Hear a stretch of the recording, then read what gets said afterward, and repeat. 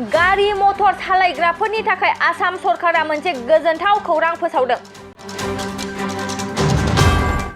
बे बारनिफ्राय गारि मटरनि गासै फोरमान बिलाइफोरखौ अनलाइननि गेजेरजों मावफुंनानै लानो हासिगोन। आसामनि DTO मावख'फोरखौ बन्द खालामनायनि थांखि फोसावदों आसाम सरकारा। दालाल राजखौ फोजोबस्रांनो थाखाय आसाम सरकारा मोनसे गेदेर थांखि फोसावदों। बे बारनिफ्राय दालालफोरनि गेजेरजों गारि मटरनि जेबो खामानिफोरानो सोलिनाय नंला। लाइसेन्सनिफ्राय लानानै गारिनि RC सिम गासै खामानिफोरखौनो अनलाइननि गेजेरजों खालामनांसिगोन।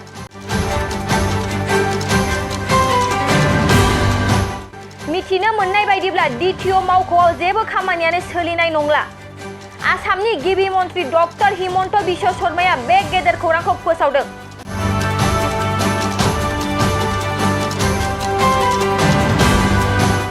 बेनि अनगायैबो लोगोसेनो मोनसे गेदेर खौरां फोसावबावदों आसामनि गिबि मन्त्रि डक्टर हिमन्त बिश्व शर्माया।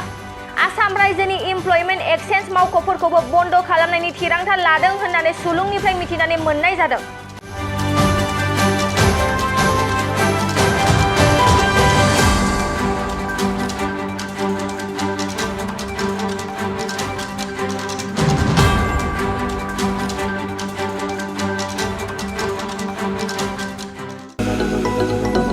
क'क्राझार सहरनि साखाथि थिथागुरियाव थानाय मानास पाब्लिक स्कुला 2024-25 सोलोंथाइ बोसोरनि गोदान मुं थिसननाया सोलिगासिनो।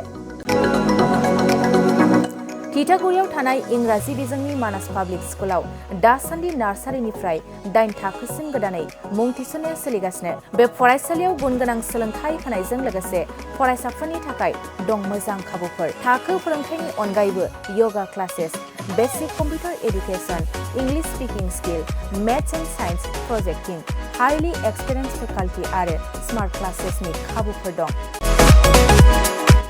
बेजों लोगोसेनो बे फरायसालियाव हौवासा आरो हिन्जावसानि थाखाय आलादा हस्टेलबो दं। गोसो गोनां बिजाथिफ्रा थिथागुरिनि मानास पाब्लिक स्कुलाव मुं थिसनोब्ला नैबे जानबुं नम्बर 6000853288 6000489621 9101 008849 कल खालामनानै सुलाद लानो हागोन।